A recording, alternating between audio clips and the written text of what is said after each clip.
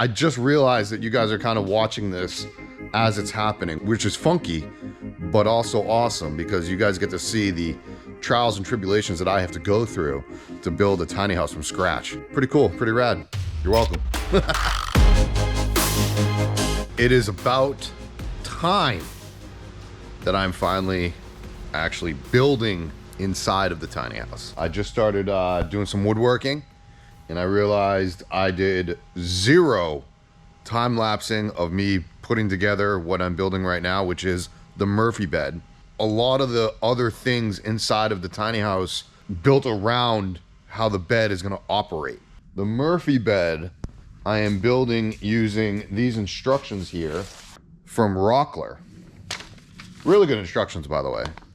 The only thing I'm not really doing, which I probably should have done, but I'm new school over old school, is in the instructions here, they show pilot drilling the holes and screwing it to the side, and dowels.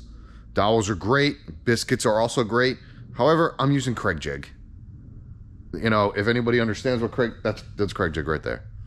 You know, the pocket holes. Some glue, pocket holes, you're good to go. This is actually the top section of the Murphy. That's the bottom section. That back there is supposed to be like the headboard. I've been talking a lot about samples in a lot of my other videos that I've been doing for the tiny house. Dialed in exactly what I want the entire look to be. Making those decisions is a very hard thing to kind of grasp and do if you have built a van, or if you built a tiny house, or you've even just renovated a living room. Like, it's an exciting thing, but picking all of it is a kind of a daunting feeling as well. This blue right here is really poorly painted, but that blue is naval, I think, from Sherwin-Williams. And that's going to be all my cabinetry. It's going to be the lower section, the couch. That's going to be the primary wall, and then that's going to be the accent wall. And then I picked up this sample today, which is cork flooring from, I think it was from LL Flooring, which used to be called Lumber Liquidators. But it took a long time to kind of like go over, like I have a whole shelf of all of the different type of samples and really what I wanted. I knew the general look. I knew I wanted to work off that industrial vibe. Black piping that's up there from Pipe Decor. So I'm using like a black accent piping.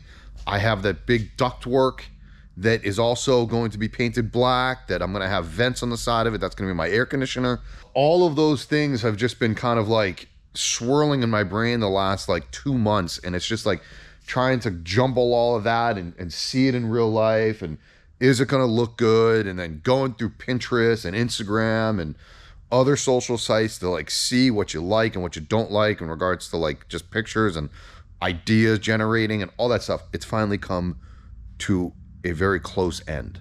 I haven't even started on the bathroom though. The bathroom is a whole nother can of worms that I just have to get into, but I have it up here, so that's all that matters. I'm finishing up the Murphy bed. This is a very scary part of the Murphy bed build. In those instructions, these are the side pieces that hold the frame. That little thing right there, that is gonna hold the frame. That's the pivot point. The problem is I haven't drilled the holes yet, but these little things right here, those will be twisted into place.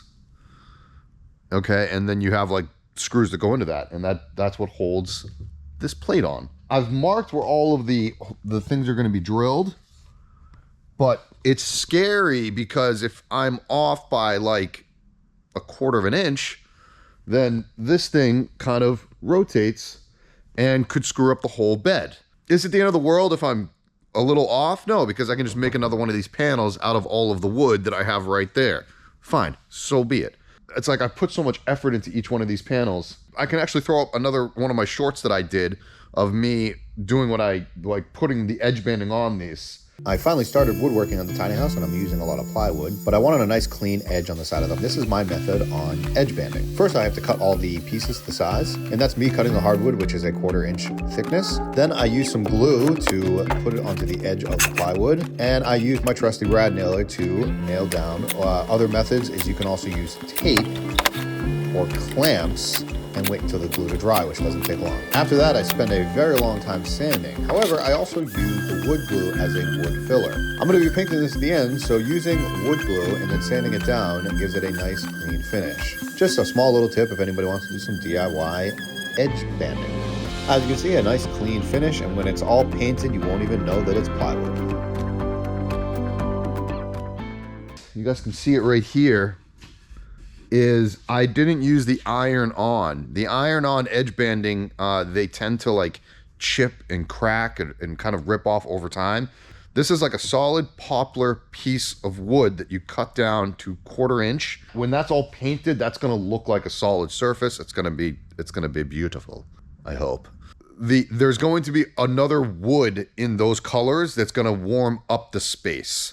And my question to everybody is, do I go with a more of a darker wood, like a walnut or like a rosewood?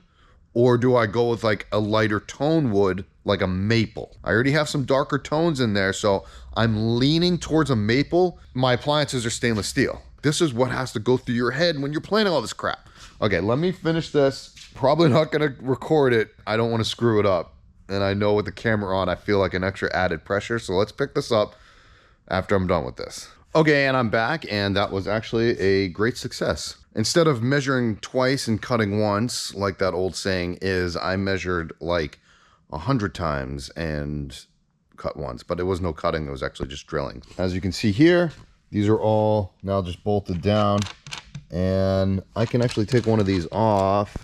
You guys can see now that those are the bolts, like, they're pretty cool on how they actually operate. And the reason it's really nice that you can do it this way is because now I can take these brackets on and off at my leisure, which means when I get it all assembled, which I'm doing right now, which I'll show here in a second, when I get the whole Murphy bed assembled, I can actually take those side brackets off, and then I can paint everything, and then I can reassemble it. And you're not damaging the wood that way because these screws go into those inserts. But like the bracketing and the entire bed frame and even the slats that are down there underneath my workbench, all of that stuff came inside of that kit. Here's the thing about products, guys. I get kickbacks on certain affiliates that are usually down in my description.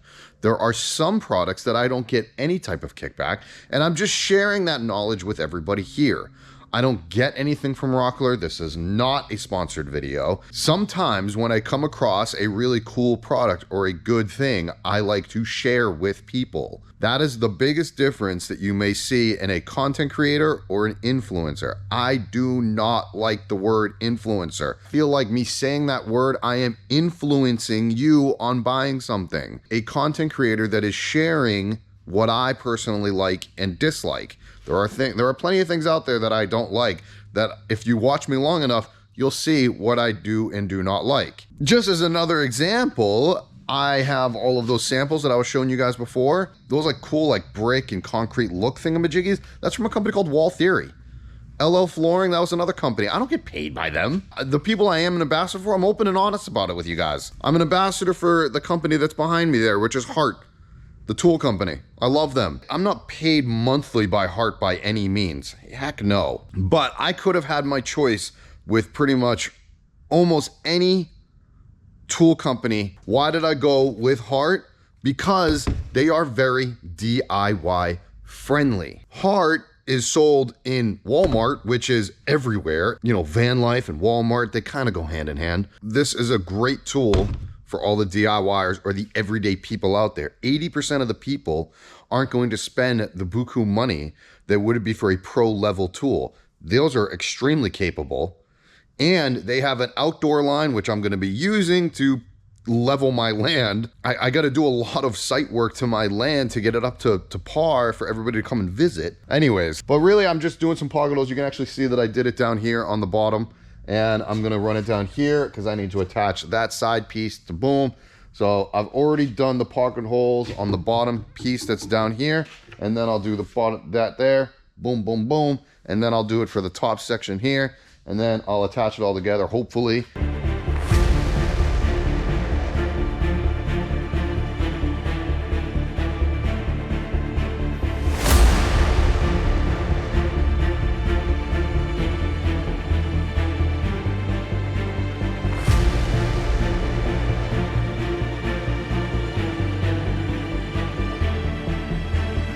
First piece of furniture built into the tiny house, the Murphy bed. I think Glacier wants to jump up here. Glacier, do you want to jump up here? Come here, girl. There's that tail wagging. This is your house. This is all for you. I just get to live in your house. Does anybody else talk to their dogs? I know I'm not alone on that one. Here she is. Boom. Finally, I get to work with some woodworking, and I am super excited to get started with it. As I said in this video, maybe I did or maybe I didn't, I don't know, but I needed to build this thing, this bed first, because there's going to be the couch that is going to be an L-shaped couch to fit those batteries right there. So those batteries, I needed to get the dimensions of those, fit into the L couch, and then bada bing, bada boom, I can then build the rest of everything. Why is this all important? Because this dimension right here, this is the pivot point. The entire bed frame does go all the way down the end and it needs enough room to swing up. Do you agree? Yes, you agree. Okay. Now they give that dimension on the plan. From the past, I have learned that it is better to just build it out and then measure the true measurements instead of going off what the plans are. The plans are usually pretty accurate, but if you're off by just a quarter of an inch, it can screw up your entire, rest of your design. What I need to know is when that does pivot, where is the actual pivot point and how far does it come down? The reason that all is important is because, again, my couch is coming across and I needed to clear the couch. What happens if I build the couch 16 inches and then I have to lift this up, whatever that dimension's gonna be, right? And the Murphy bed doesn't operate properly. I now have to go back to the piece that I add underneath and I need to just rearrange that whole thing. Height of the batteries that are out there, they're 16 inches. I'll probably have a 1/2 inch clear, so I'll probably make the couch 16.5 inches plus a 4-inch cushion.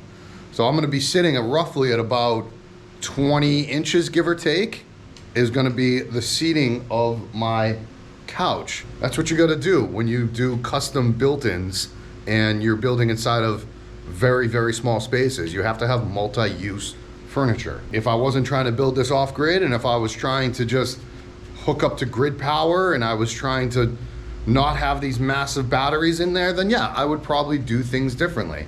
But what's beautiful about this tiny house and what I'm building, this is going to be designed as 100% off-grid. This part of the bench right down here is going to house my inverter, the solar charge controller, which is an all-in-one unit, conversion from 48 to 12 volt, my AC breaker, my DC breaker, all of that kind of stuff is gonna be in that bench down there. That's probably gonna be a closet back there. All of that has been being planned the last several months. All right, that is enough out of me and today, but if you guys wanna check out some more tour videos, I come out with those every week. If you want to check out the rest of this tiny house build, I have a playlist going with that. And also my weekly vlogs. I have decided that I am more than likely going to be building out my Ford F-250 into a camping rig. I want to go on road trips and bring this lovely creature with me because she has been left behind a few times because I've been flying on airplanes to places. Take another road trip across the country